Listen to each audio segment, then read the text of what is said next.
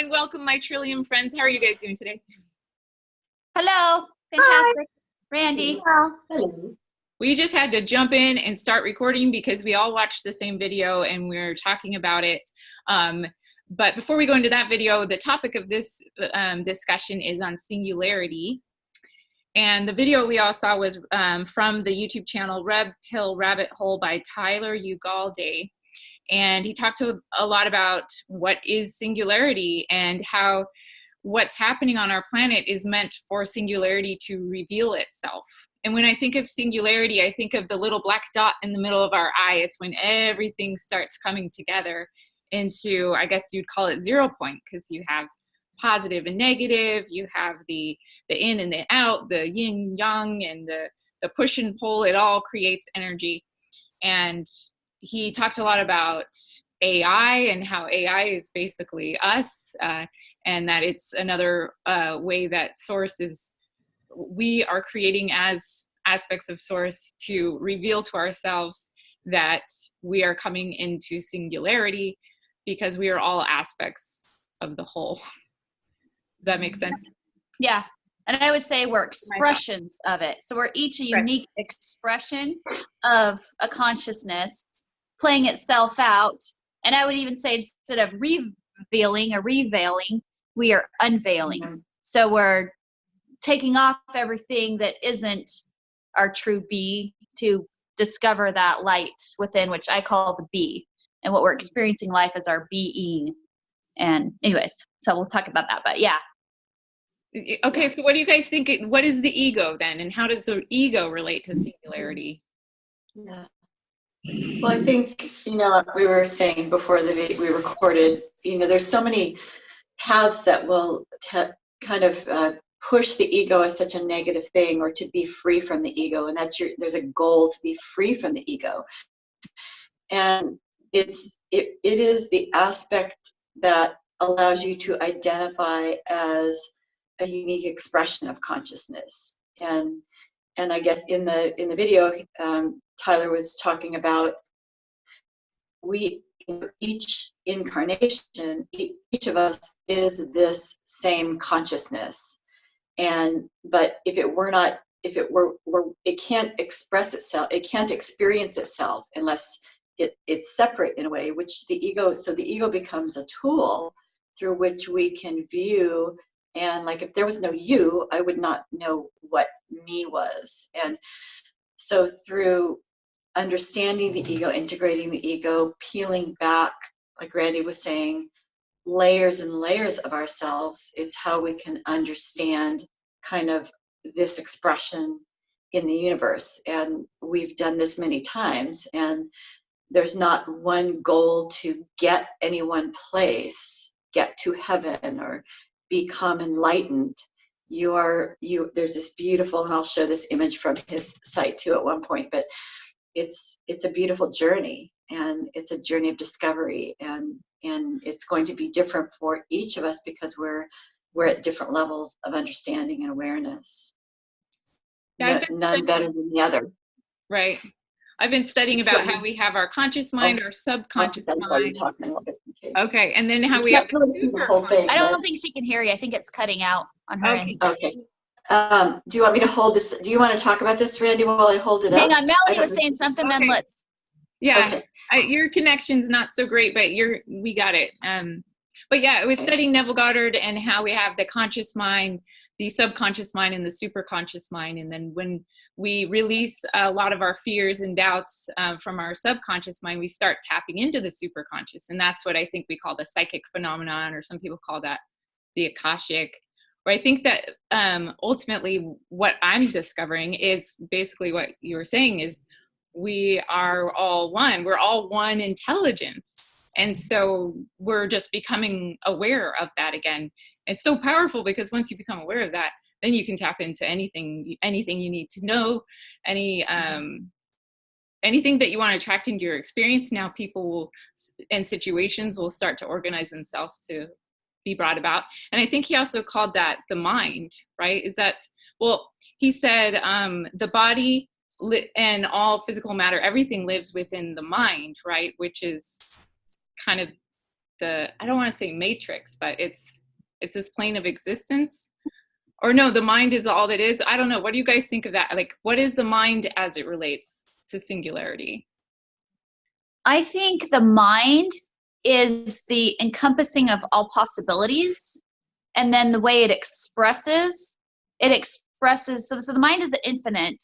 And the way it expresses maybe is the finite.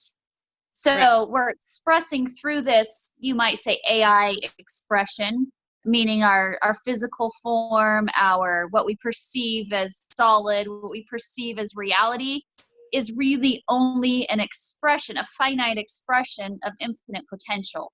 So the ego brings this infinite possibility into a finite expression for us to look at, explore, play with, grow, learn.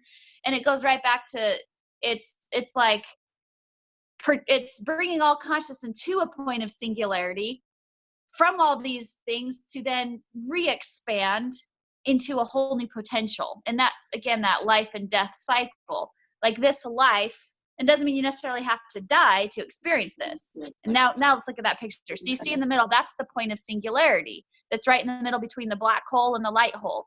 And in that space, when we bring all of it, we bring our ego into that space as well, because we still have our unique expression of how we're expressing that, but we also bring all other points of light.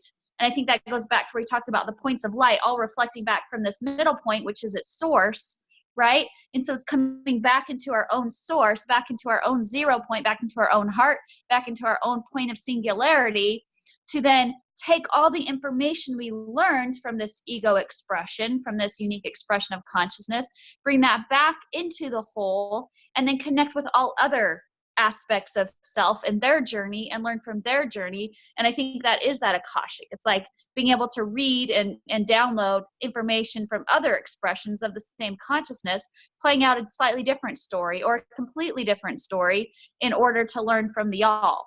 And then as we come into that space, we can truly express any of it. We get to be our own consciousness and then express it in our being, which is like, the way I explain the being versus the be is, our be is that point of singularity. But if you think of it as a word like jump, well, what is jump? Does jump have any meaning until you've experienced jumping, right? If once you experience jumping or running or playing or any of those things, that the verb, the action of that is our being from our be. And we can't know what our being is until we actually be it, being it, which is what we're doing now. We're being that expression of consciousness to learn more about who I am and what is it to be and what is my be, and then evaluate that and say, am I loving this expression of it, or would I like to change it a little bit? And that's how we kind of create a new story, is by having these experiences to give us insight, which insight is our true sight, our true vision, which is what we're really looking for now as we move forward into 2020, a new vision, a new clarity. It's that insight we come to. And that's seeing from that point of singularity versus seeing from the reflection. Mm. So when we talk about singularity, it's not just the life and death cycle. I mean, that's a very physical example of what singularity is. We are observing a finite aspect and bringing it back into singularity. But we can also bring ourselves into singularity at any moment, right? Like we can stop, breathe, feel into the universe, which is us, and find that peace within. Is that what that means? Like kind of separating yourself from the ego, separating yourself from the stories and the drama and everything, and finding singularity in that moment within yourself? Is that and separating yourself from the self? Yeah. Which is that ego expression. It's not like we have to stay separated, just separated so we could see what it really is and understand what it really is. And so I think it's just developing that clarity of all of it, maybe in order to have a new choice. Yeah. I don't know. What do you guys think?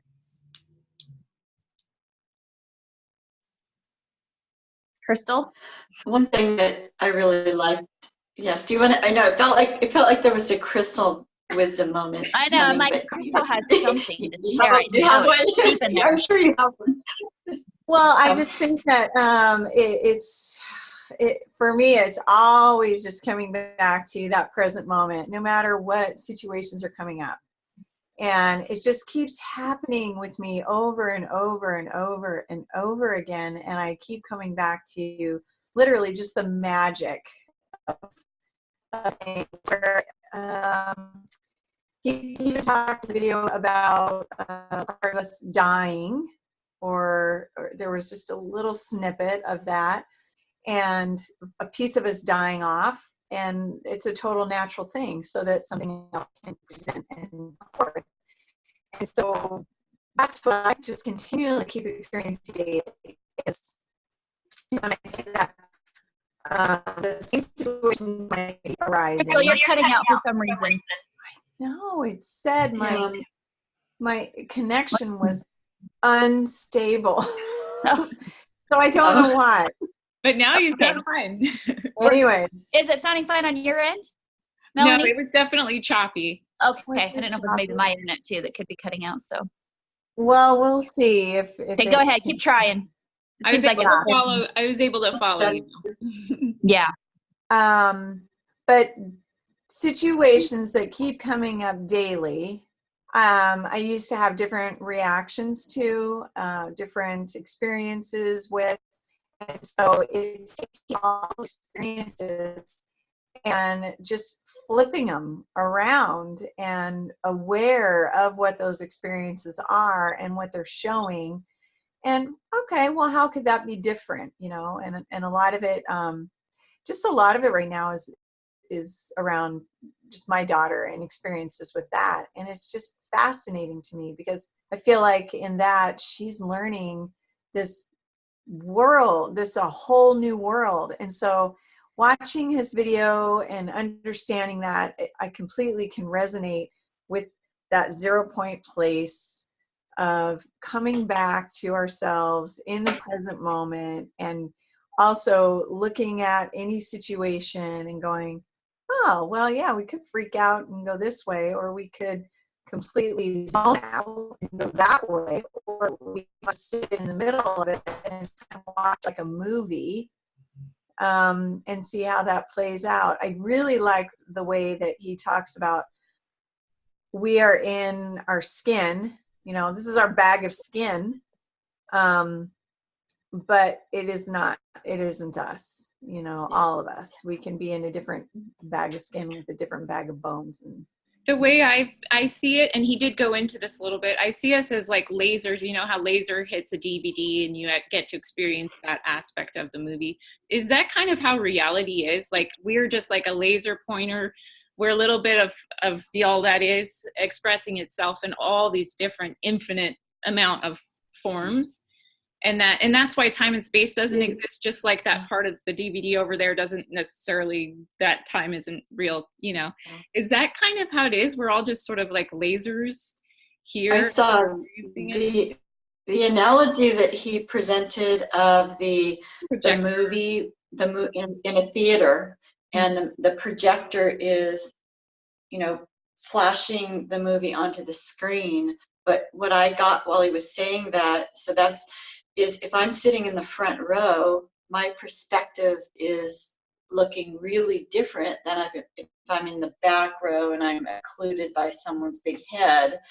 But it's all valid. It's all your individual perspective and point of view, and you know, tying that into each person's life and life journey and life cycle. It kind of takes away any judgment of anything anyone's going through, because who can say that, you know, when I'm describing the movie, I'm saying, wow, these people are huge and their heads are kind of squishy, but they're huge bodies. And then the person in the back is saying they're really tiny and you're only seeing a part of it. But it's just literally your individual perspective of how you're viewing your life. And I love that. For some reason, that analogy, it was really powerful. And so now to take that to that point of singularity. No, go ahead. Okay, I was gonna say, to take that to the point of singularity, so there's all different perspectives we can watch the movie from, right? So there's the perspective of someone in the audience, like what you're talking about. The way we're watching the movie right now is from the perspective of one of the characters in the movie. But it's like, it's a 3D movie that we think is real, that's playing out based upon all the rules that all the characters have. I'm just the character of Randi in the movie. I'm the star of my own show. I'm here to observe myself and learn about myself from this perspective of Randi. But as I come out to another dimensional perspective, I see it's a story about all of us playing this story together, all of our conscious. As we move further, and he talked about this, going to the point of the what do you call it? The film, what's it called? The thing that plays the film, the projector itself. Yeah. You see the projector of itself, and then you go beyond that, and it's like the little points of light that are projecting out to create this story. You go further than that, and you're also the producer of the movie, saying how it's going to look, what the feelings are going to be like, how to play it out. And then you go back further, and you're the writer of the script. And then it finally comes to that point, literally the point of the pen. And I think that's that point of singularity where all potentials are possible. It's just what you're going to write. And then you come to the mind behind. Oh, crap. Sorry, guys. Hang on. Somehow I lost me. Coming back. Okay. Then you go to the mind, which is then all of those potentials that we talked about at the beginning. And the mind gets to dictate, really the heart and the mind in one, which is that yin and yang, which is that duality coming into oneness, creating a new story where both are in harmony and in balance. Really, well, this was one thing that came through to channeling that made a lot of sense to me when I was understood. It said, there's always balance. The trick is to find harmony.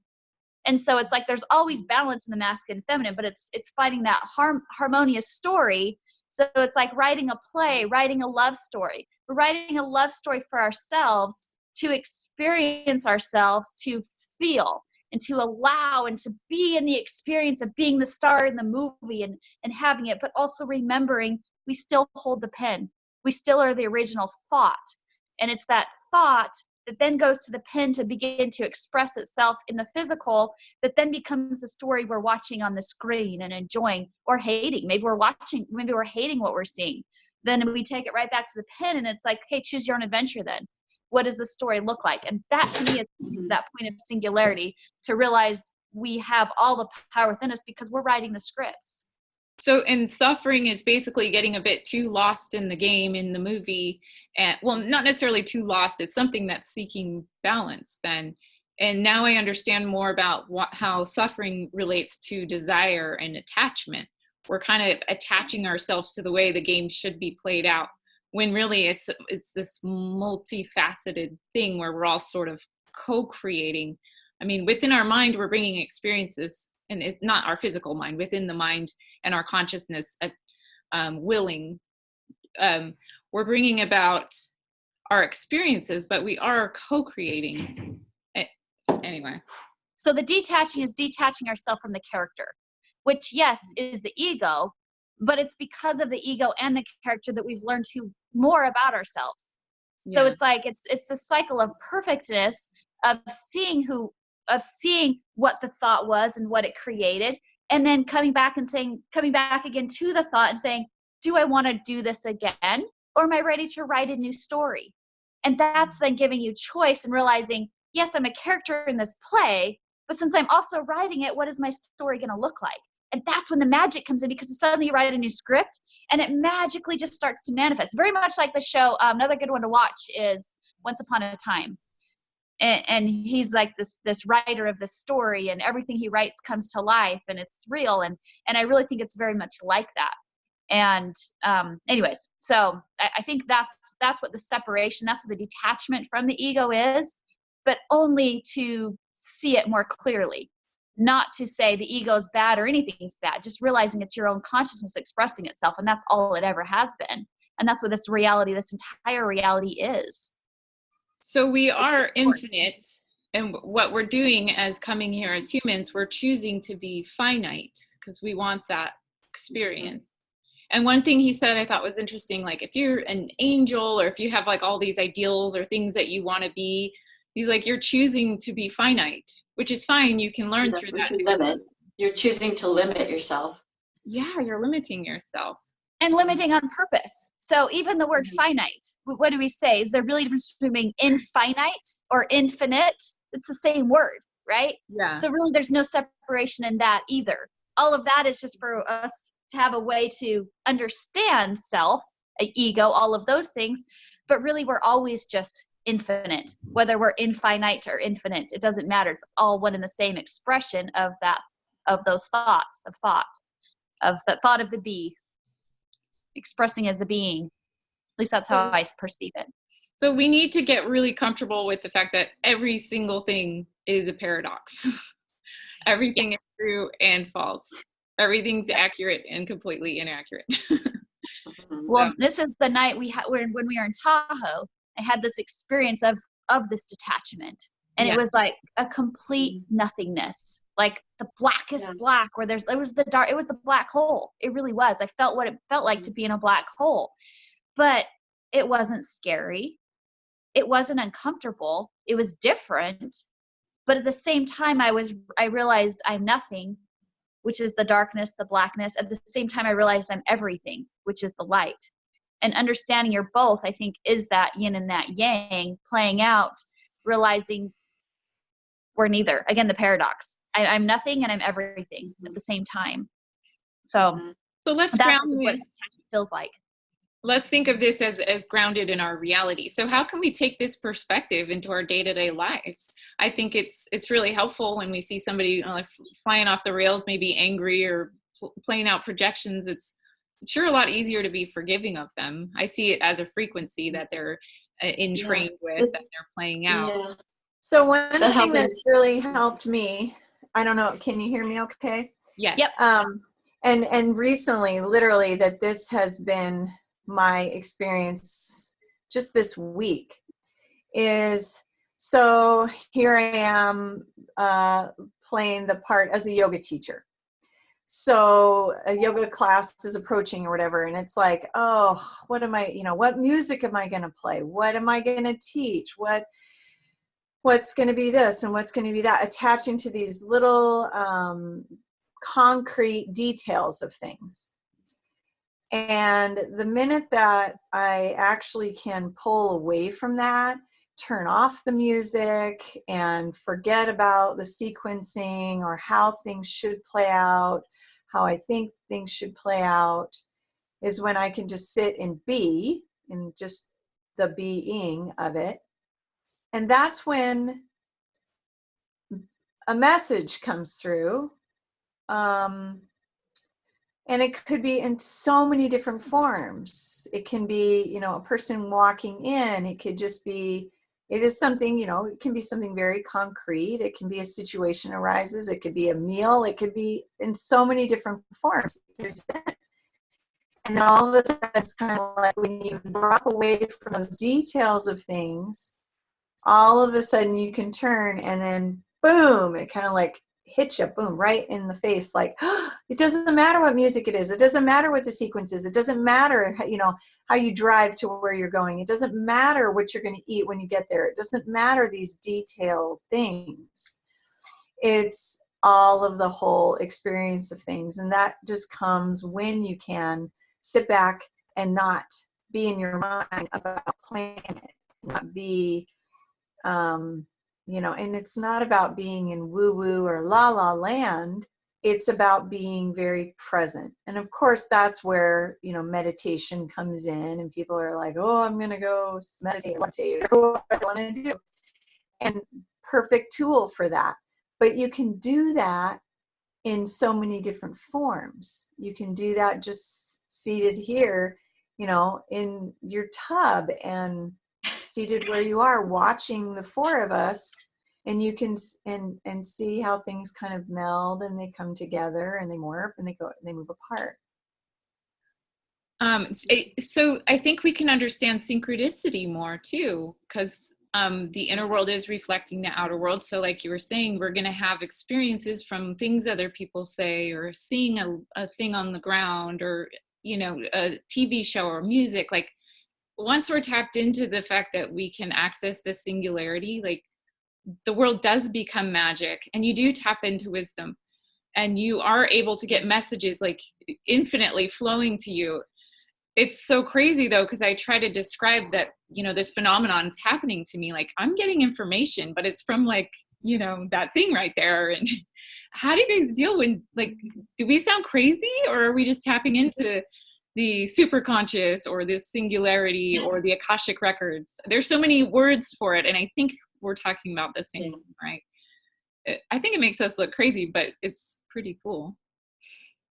Well, and you talked about how do we apply it to the world here, you know, this information. So it's like when we understand, or maybe understand, as our one friend likes to say, which I love, as we understand the truth is we are the universe. The truth is we are everything we see outside of self. The truth is only this present moment exists because we're experiencing it right now. And so it's like by understanding that, we realize we have complete influence on everything, to the point of absolute total control, to be honest, of what's happening outside of self, because we have complete control about how we feel inside of self. Now, we don't remember all the time that we have that control, because we become reactive to everything else around us. We see what's happening. We make judgments on it, all of these things. But when it comes really back to that point of singularity, that 0 point, there is no judgment. There's only all that is. And seeing it from that perspective is what detaches you. Having judgments on any of it, or even emotions of any of it, is what keeps us connected. And there's nothing wrong with being connected when we choose to, but start to plug into the points of consciousness that you want to experience more of. If you want more love, plug into love. If you want more peace, plug into peace. If you want less chaos, pull away from chaos. And so it's like we now, because we've had this choice, we can see what's wanted and what we want our new story to look like, how we want to experience our now moments moving forward, right? And there really is no forward or backwards. We just experience it that way to give our consciousness something to follow. But that's exactly what we're doing, is just we're basically just plugging into sources that are feeding us back. And instead of sources that are sucking from us, which is what we've been doing in the past, but even the sucking from us is still feeding us because it taught us. So it's like, it's seeing everything's beauty in it from, like Krystal said, from a different perspective. And it's all about the perspective we're seeing it from. But understanding truly, we can just change our perspective. We can change the whole story, because we're all of it. So for some people right now, maybe they just want to change their perspective on the story they're seeing, because that's where their consciousness is able to go. Where other people might be saying, I'm changing the whole story because I want to try something new. And that's not being stuck, like what he talked about. If you're always stuck, say, in heaven. Okay, well, this is what my conscience says heaven's like. Eventually I get sick and tired of angels and everybody wearing white and flowing and dancing. I'm like, fuck this, send me back to hell. That was fun. You know, and it's not because I'm saying that literally, but you know what I mean? It's like we want to express and we want to try something new and have fun. So if we make every moment in life like that, we're just expressing and trying something new and waking up with a new potential. You see how we die every night and wake up every morning. It happens all the time. We don't have to physically die. We don't have to physically detach. But when we realize we can, it's just that awareness that we gain that shows us all potentials exist right here now. I'm just going to choose which one I'm going to put my attention on. What advice do you have for people, and myself included, that get confused a lot? Like, we don't necessarily know the right path, or we don't know what we want. Like, how do you get to the point where you're like, I'm confident, this is what's right for me, this is what the universe is telling me. You know, I use my little pendulum sometimes, or I use the tarot cards or the oracle cards, and I love the messages and all the little helpers and things that we have. But how do we get to a point of just knowing? Is it about shedding our doubts, our fears? Is it about, what advice do you guys have? How do we get that clarity? So I think that you have to allow yourself to feel uncomfortable, because you have your loops and you have your habitual patterns. And if something is just as simple as, you know, every day at 7 a.m. I have a cup of coffee or whatever, and you're like, well, my stomach doesn't feel really that good. That's exactly what I'm going through. I had to hear that. Yeah, I got to have that cup of coffee, but my stomach doesn't feel good. I got to have this cup of coffee. But so if you can see those two things are happening, and you can bring yourself back to the present moment of connection and saying, my stomach doesn't feel very good. I'm not going to walk over there and pour that cup of coffee. I'm going to sit with the uncomfortable feeling of my stomach not feeling well. And that in turn breaks you away from that habitual pattern of whatever it might be. So that's just one example of things. Go back to your question. Like, what can we do to help people tap into this 0 point singularity, the Akashic? So, and the other thing that came to me was when you said, oh, are we just crazy?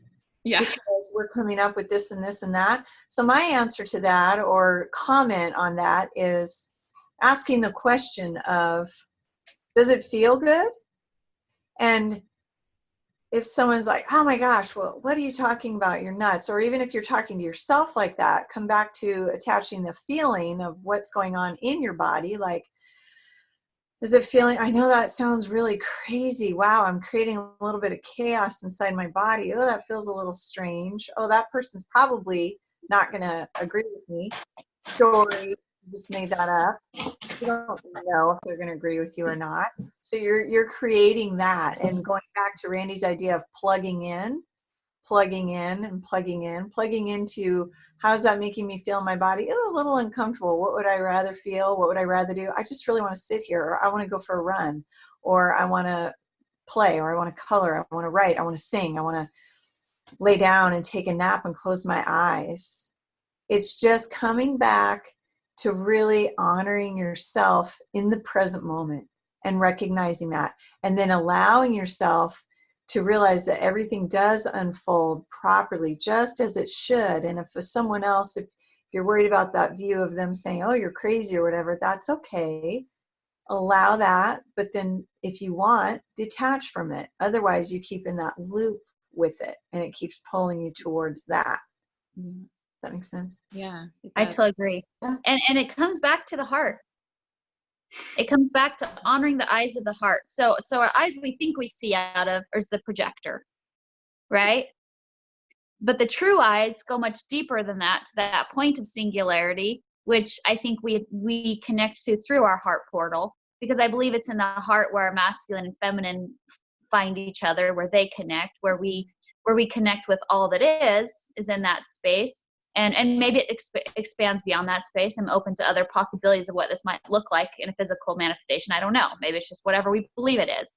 But I feel that I find that in my heart, and that and when I honor what my heart wants, there's no judgment in it. Like, is this what I should do? Is this what is the good thing to do? Is this what the bad thing to do is? Is this, it's not about judgment there. It's just about, this is what my heart wants to experience right now in this now.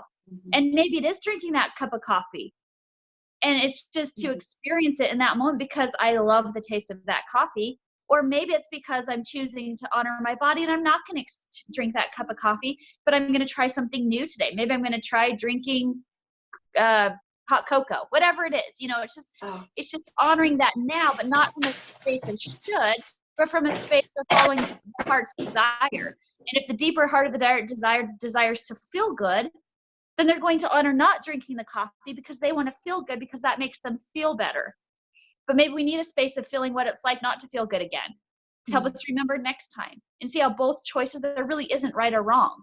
There's only possibility. And so it just comes back to going to that heart and saying, what possibility do we want to explore? And without judgment, without getting too much, well, will this right thing? Is this the right thing?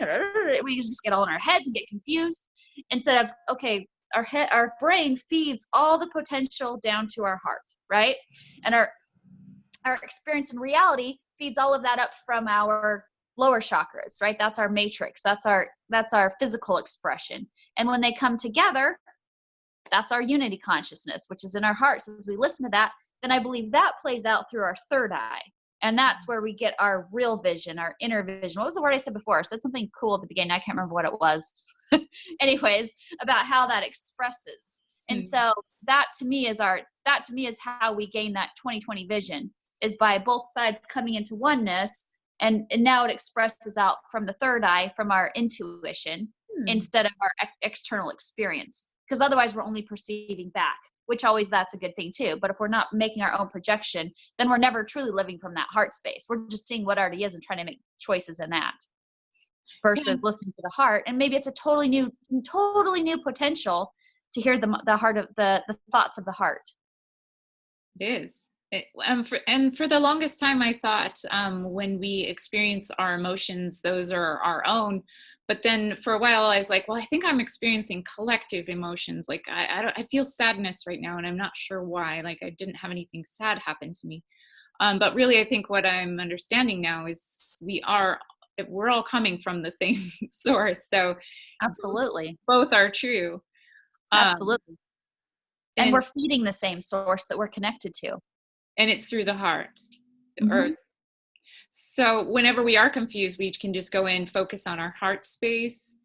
And like, how can we do that on a practical level? Just take a time out and focus there and discover truth. Well, this is interesting because I actually had this experience the other night and I was like, what does my heart want? And I'm like thinking about it in my mind, what my heart wants, instead of actually listening to my heart, and it's like, well, why don't you stop thinking about it and start listening? And I went, oh yeah, shit, that makes more sense. Okay. Yeah. So I had these different ahas come in that moment. So I this is what bowing truly means. It's connecting the head to the heart. It's connecting the mind to the heart. So when we bow to the heart, to the light within, we honor the light within us, right? We honor that heart and we listen to it and we say, what do you want? And really for me, it was like, what do I love? I love people. So I want to connect with people. I love my life. I love myself. I love, it's just connecting with your love and it's plugging into that love. And I think because we have so many things veiling our love, we look down, we see pain in our heart. We see all these things. So we must first uncover our heart. So release it from all, and this is actually something I recently started doing. I haven't even told you guys yet, except for Krystal, because she's experienced it, but I've started doing this work called Emotion Code. And I'm just finishing my certification at now, but it's all about unblocking ourselves. Like we cover up our heart and everything else with all of these other things that aren't really our true be. And so we look down, we see that, and then it confuses us because we aren't seeing our true heart. But the true heart is underneath all of the programs, all of the junk that we end up connecting with as we play out this crazy reality we're in. But when you uncover all that, what you see is, I'm love. I'm peace. I'm joy. This is my be. So what is my being? Anything that brings me that. Being with you guys brings me joy and love and being, doing like the things that I do. Maybe it's going for a walk. Maybe it's doing yoga. Maybe it's running. Whatever it is, it's different for everybody. But you know what you love because it makes you feel good, right? And if you're doing something, you're like, well, I feel like shit doing this. Well, maybe that's not honoring your heart and your being, or your be. Maybe that's being something else to feel what's not wanted again. And that's how our emotions become answers for us. Now, sometimes we become so trapped in the negative that it's so unfamiliar to feel something good, which is what Krystal's talking about, feeling uncomfortable on that. Sometimes we feel so uncomfortable in joy that we reject it because it's been so long since we felt it. And that's when we have to also bring our mind into it. Like, okay, is this really what's wanted? Is this real joy, or am I imagining it?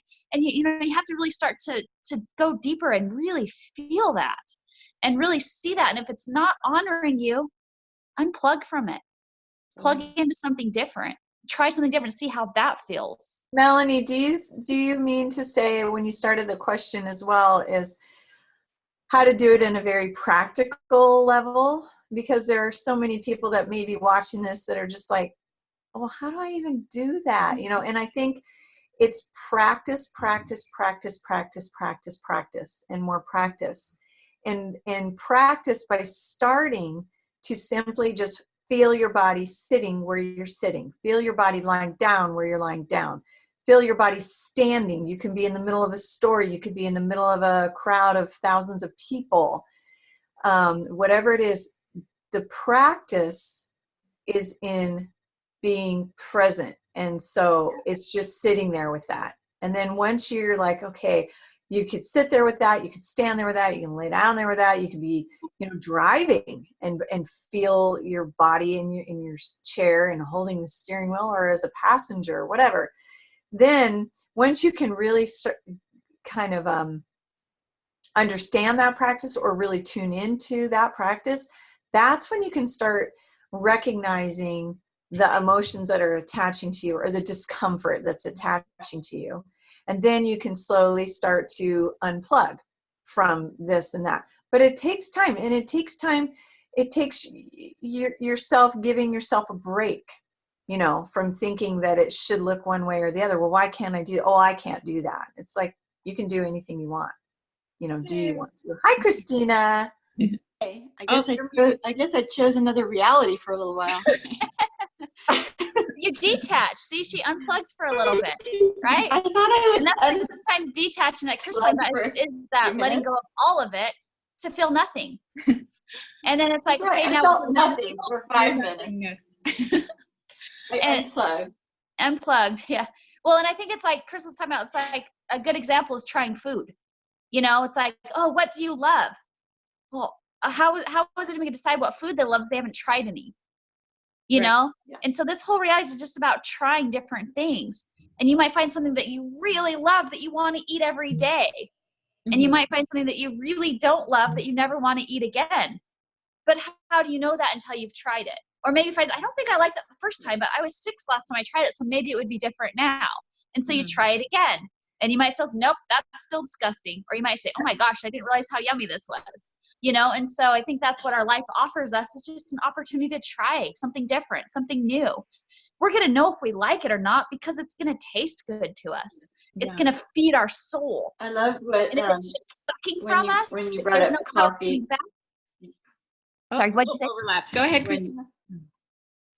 When Krystal brought up the example of coffee, it was interesting because I've gone, 20 years without drinking coffee, and then I loved it, and I've gone back and forth. But what I recently did a nutritional cleanse kind of a thing, so I was going to not drink coffee.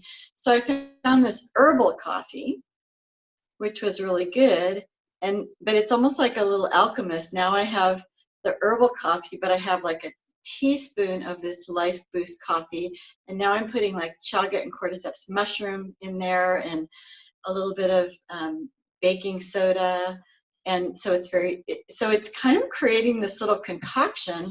So I'm loving it so much. I'm not having any side effects or anything, but I'm getting, because I think a little caffeine can be good. So I'm just tweaking it, but I'm just playing with it. It's just playing, and I'm loving it so much because it's like it's evolving and morphing as I'm evolving and morphing, and it's becoming like it's telling me what it wants me to put in it. And it's kind of like, rather than I must have coffee, it's like, yeah, but it's just playful. And I think in my life, when I do things in that way, rather than you must, when I can do it with a little humor or a little bit of experimentation and what's going to happen, and kind of, playfulness, I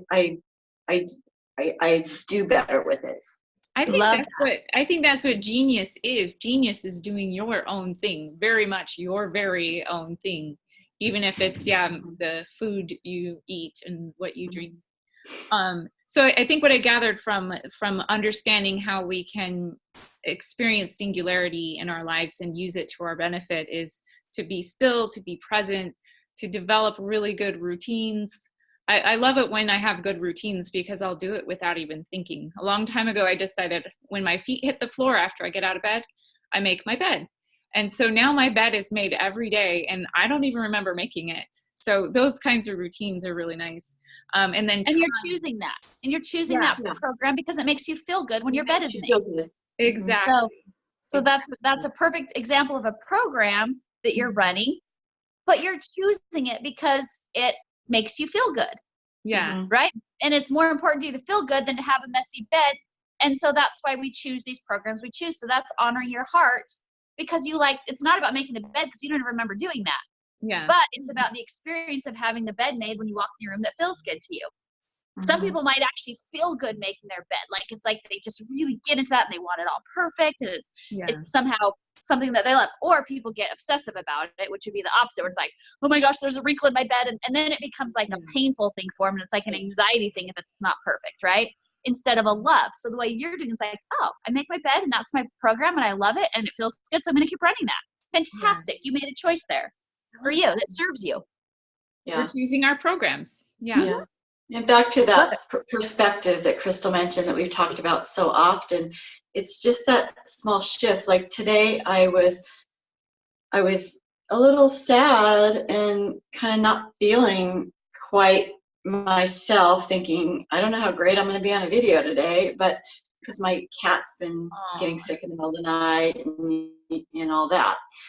Then I watched this video and everything just kind of shifted. It puts everything in perspective. And, you know, a woman cut me off on coming onto the overpass, getting on the highway. She literally wouldn't let me in. There was no place I could go. And she was like honking and kind of doing this thing. And I didn't like react and get angry. It was like in the moment, I saw myself as her going through whatever she was going through. Like, you know, this in some other lifetime, I was in that experience doing that. And I just had I pulled back my experience of it. Trying to think of the word. I was more detached and more witness consciousness of the situation, and I didn't react. And I was calm because there's no sense in me lashing out at myself, which is what I would ultimately be doing when we get so mad and angry and we're cussing and yelling, and we're doing that, which is just if everything is all consciousness and singularity, we're doing that to ourselves. And so it's being, not that you go through every single moment of your life in that awareness, but the rest of my day is going differently. I'm not freaking out that the cord is like not working and my battery, it's like, oh, whatever, I'll pee and I'll get my, it really is being more in the moment and going with the flow and just choosing to see it from a different perspective can be so. And you really did go into your heart space in that, which is why you found love for that person and her experience instead of just judgment and reaction and, you know, getting pissed about it, right? So that's returning to your heart space, because being pissed doesn't make you feel good.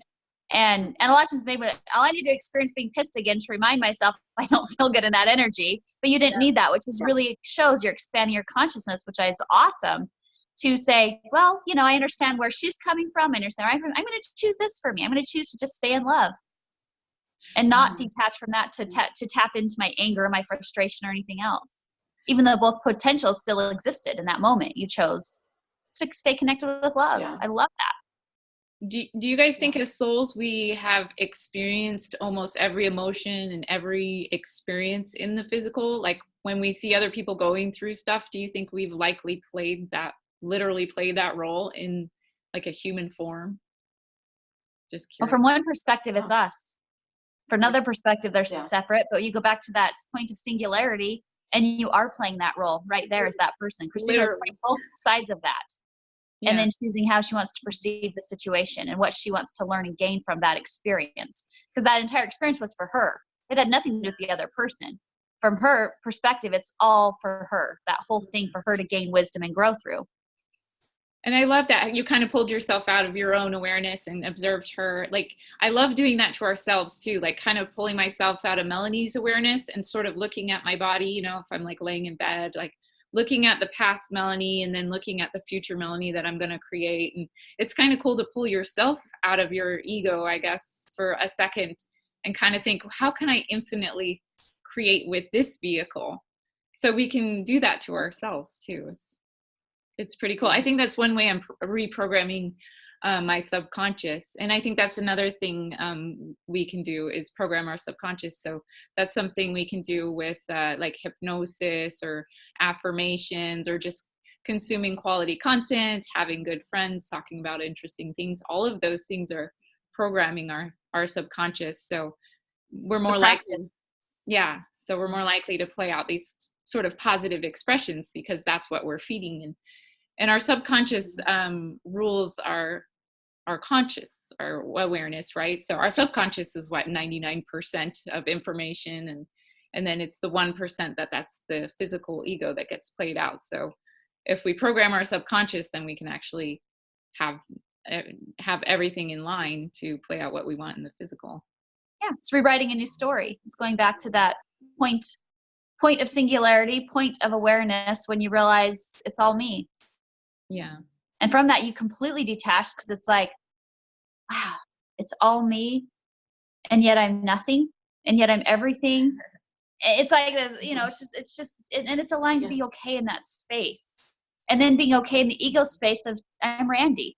I'm acting out and playing the character of Randi, and I love this character. And that's not egotistical. That's just what I choose to feel, And so, I don't know. And Krystal? Are we going to say something, Krystal? Well, a couple things. A few things that we just touched upon about writing our own story and such. I like to refer to that video that Randi, I think you shared with Dr. Joe Dispenza, the 10-minute video. And I just thought, he spoke about that and writing our story and how we were attaching to a life event and that emotion around it. And it's like, okay, really, what was that? So that could be a whole nother video in itself. But something also that I heard recently that I just really love is, and it kind of relates, I just wonder all of your perspective about timeline when you think about this, that, okay, we're sitting in whatever day this is, a Thursday, and not one person around us has yet experienced, we're at 1:30 Pacific time. So no one in Pacific time zone has experienced 2 p.m. on this Thursday, October 24th, quite yet.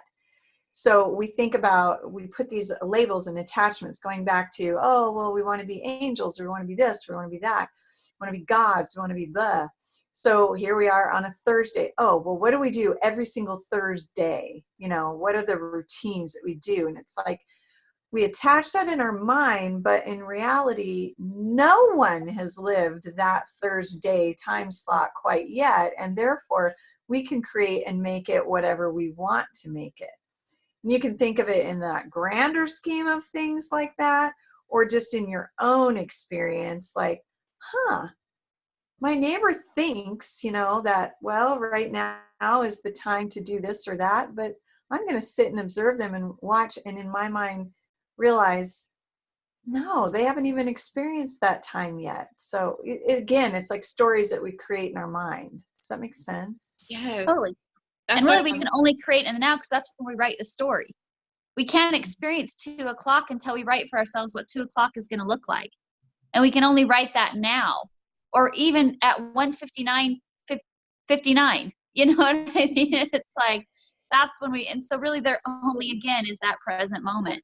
And 2 o'clock doesn't exist. And only now does. Well, so that's assuming that time is linear, that time is linear. Exactly. Which, it kind of isn't. So maybe we have lived all that. It's just interesting to contemplate all of it. Mm-hmm. Well, that's why the more I think about this, the more sad and tragic I feel when people are stuck in religious programming, because they don't realize that they are the universe, they are God within themselves. So they see everything as separate. And how tragic would that be to think that, like, this is it, and then you live and die? And that's interesting, Melanie, because I used to have that perspective, like, well, how sad and tragic, like, oh, yeah. And I think to myself, absolutely not. Absolutely not. That shows what growth you've experienced, because you're able to actually see it from that perspective, that is what it is. Mm-hmm. And B, it's not what you're choosing or what I'm choosing, whatever the program might be. Even looking at us right here, right now, today, there's another aspect at looking at all 4 of us going, wow, look what they thought then. You know what I mean? And so to me, it's absolute joy in that's their experience for right now. And that's where they are. And I can count on the fact that that's where they're going to sit. That's where they're going to be until they aren't and until they don't. Yeah. So I'm glad you brought that up, because I did have a heaviness. I had a heavy feeling and a sadness about that until I actually looked and went, no, really? You know what? That's their story right now. That's cool. You go, Jesus lover, like whatever it might be, like, hoorah for you. that kind of thing. Hold on one There's second. a perfection in it. There's a perfection in that, because that is where their learning is occurring. That is where their focus is. That's where they're meant to be. And whether we've done that or not, it's just all information. Oh, look at that. That's interesting. I wouldn't do that right now, but I've done that. I'm sure I've done that. And that's why having so many perspectives, and I think as a young child, why I've tried different paths, because it's kind of like I take what works and just, discard the rest, and kind of came up with my own unique, completely unique belief system based on the expression of who I am in this physical body. But like even Tyler was saying, no one can ever, you can have 100% agreement on many, many things, but there's no point of consciousness that is exactly as you are or ever was or ever will be. So it's in a way, it's not lonely. It's just another point of light illuminating. It's just another perspective being shown through your choices. And that's kind of what, like, this is the best game that we could come up with. Okay, so that's what we're here for. This is what just came to me. So we were traveling, and Randi was talking about how frustrated she was about security and the BS of this, getting through TSA and all that kind of crap. And I totally agree. It's just so silly. Yeah. So I walked into that particular day that I was traveling. I was by myself, and I was like, look at these people. It was just like you said, Melanie, like, oh, how sad and tragic. I sat there and went, look at these people. They're all in their uniforms. They're all they have their marching orders and their training. And boy, are they proud of where they're at, when in reality, they all looked like death warmed over. They just looked miserable. And so as I went through the security, I had, 2 or 3 bags that had to be scanned. Each one of them was pulled apart so that they could go and inspect it and do a wipe down and do all these things to it. And so I was like, I'm so going to play this game. So I went over and I was like, how are you today? And they were like, oh, I'm doing fine. And I was like, really? I go, can you believe whatever? I just dropped some random thing, and they looked up like, oh, she actually heard what I said or something. And so then I kept playing with that. And then they handed me my bag, and I'm like, that was so cool. I go, oh, wait a second. You've got to smell this. And they just looked at me, and I pulled out my coffee beans. And I was like, these coffee beans, like, smell this. How awesome is that? And they were like, oh, wow, what is that? That does smell good. And we started this interaction. And then this other lady had the most beautiful hair. She's a Black woman with the most beautiful hair. It was all wrapped up. I said, your hair is phenomenal. And again, she was in a robot phase. She was like, oh, thanks. And I was like, wow, I just couldn't imagine having that. And she goes, oh my gosh, I have a headache. My neck hurts. My back hurts. I'm like, really? She goes, it's so heavy. We got into this conversation, and she stepped right into her authentic self.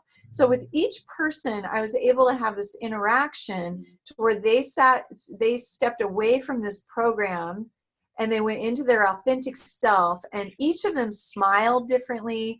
Their body changed.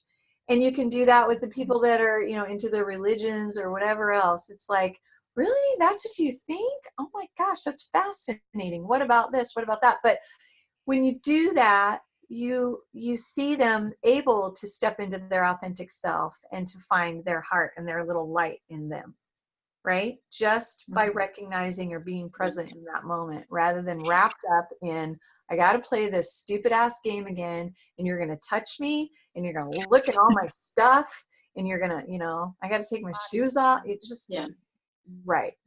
Yeah. And I love that, because you plugged them into love. When you did that, you found their authentic self because you were plugged into love. You plugged them into it for even a moment of their day, and how you shifted that moment for yourself for your experience of TSA, for their experience of their program of TSA, instead of just running the bullshit program that we keep doing. Well, this sucks. And they're like, my job sucks. I got to like strip people down, blah, blah, blah, you know? And it's like, you just unplugged from it and created a new story around an old program. And so I love that. Mm-hmm. Yeah. And that's what we have the power to do. And even like with God outside of self, and like with religion teaches, right? And I think this came through as a channeling too. Another time when we were talking with somebody. Oh, those 2 guys that were at the whatever that was with. We talked about projecting God within, projecting God without. Even that is allowing them to experience, oh, there's this all-powerful God who blah, blah, blah, and they form all these characteristics of this God and what it does for them and how it serves them. But when they're able to now see the other perspective and see themselves as God, having that experience means, oh, I'm all-powerful. I create reality. I can shift it. But sometimes we need to see it outside of self to even grasp the concept of it. So in that God outside of self also serves, because it truly is the same as the God within. It's just seeing it reflected outside of self and personifying it as whatever you want to call it, God, Jesus with the beard or whatever. Or if you eventually you'll see, oh, that's just me looking back in again. And then that's eventually going to turn them to their heart as well. But they needed that experience. I needed that experience to even have a concept of my own potential, because I believed it was possible for somebody else to do it, but I hadn't come to the awareness that it was me. And then, but seeing that also brought that to my awareness. Oh, this God that I thought was outside of me is all powerful and all omnipotent and all whatever. Well, if that's me, then that's what I am too. And so that was a cool space to come to, from seeing from both perspectives of it. That's why I love looking back at some of the religious material, is because I think it's ultimately teaching us that, even though it doesn't seem that way, ultimately God, Jesus, was teaching us that heaven is within. So Absolutely. I love that, because they're getting the Jesus truth. did teach that very directly. Everybody just somehow got the wrong information, but he literally said the kingdom of heaven is within. So, pretty much. Even the Eastern teachers, God dwells within you as you. They're all teaching the same thing, but people want to they want to project and raise them up to be the savior, when you don't, rather than realizing it's you. And it's just anything that can bring up an awareness, whether it's through meditation or through an altering substance, to have the experience of, wait, is that me? It's me, but it's not me. It's really fun not knowing who I am, what I am. I think I said that at one point. And it's such a cool experience to have anything where you can see things differently, because it's just exciting and fun, and things can shift in a moment, and you can go down a different path, and just your whole life can change when you have an experience like that. It's really powerful. All one big cosmic dance. So might as well have fun with it. All right, we're up at an hour now. Go ahead and think of like a final word if you guys want to give a final thought. I'm so stuck in paradox. I wanted to say infinite, but then another part of me wants to say finite. So I'm going to say paradox. Singularity is bringing all paradoxes and all of it together, and seeing everything as the all that is, and playing with that knowledge in this realm, in this physical reality. And I want to say learn, I want to say a bunch of things, but really just play and experience and have fun, and write programs, or program your subconscious in ways that serve your highest joy. Why not? So that's my final thought. Christina, how about you? And then Krystal, and then Randi. Yeah, I would say maybe just non-judgment, and we're so, I think we judge often to try to understand or to have a framework, but I know for myself, when I have less judgment, it opens me up to just seeing deeper, seeing through things in a deeper way, or to having more compassion for others or myself. And I think it just, I think it is, for me, a better way to learn and experience, rather than to try to, pinpoint and understand so much. Are those little animals behind you, Christina? Those little figurines? I'm just curious. Yeah, Yeah, these are little elephants that my friend Anne made, and every event every year at Nimbash, I get one more of her little elephants that she makes, and they're really sweet. I love Little it. ceramic elephants. Cute. All right, Krystal. Okay, so mine is experience and also confidence. So on my little tea bag, I got this, and it's definitely a message for me. I have an event coming up tomorrow night, and I haven't done something like this before, and I've lacked the confidence for it. And here, before we sat down, I opened a tea bag, and what was the little message on my tea bag? It said, experience will give you the power and confidence to be you. Oh, wow. Wow, there you go. Whole message right there in one little sentence, really. I love that. Read that one more time, Krystal. Okay. Experience will give you the power and confidence to be you. Awesome. Love it. Great. We should have just ended with that one. Pressure's on. But I figure out a way to make mine fit with that. Okay, so my initial thought was detach, because I felt like when I detached from everything and felt that total nothingness, that also allowed me to connect to everything. And see myself as all of it, see myself as the universe. Because, the universe has your back. Well, of course you have your own back. Why would you seek to sabotage yourself, right? So when we're in flow with that, when flow with our truth and flow with that we're always seeking our own growth, our own expansion, our own everything. And so, yes, we always have our back as long as we're connected to that be of who we are. And we're not connected and stuck with all of these other things that, yes, are also part of who we are, but maybe not exactly what we want to attach ourselves to in the moment. So I guess it's detach in order to truly just be the self, be, and without any judgment, any thought, anything. It's just nothing. It's just this, you'll know it because it's such a void of nothingness. But then once you go beyond that, and I think that's kind of going into that black hole and coming out the other side, but really we're not even coming out the other side. We're bringing both together. And that's where the magic is. It's when the light and the darkness have the dance in harmony, and both are perfect. And so that's where I keep getting this vision of, I got this vision of this black hole the other night that we were going into. We also were connecting with the light, and they were doing like the dance of the yin and yang. And it was like this perfect, beautiful movement of energy. And once you're connected to both, because you've disconnected from both, but then you reconnect to all of it, then it just becomes a dance of your heart.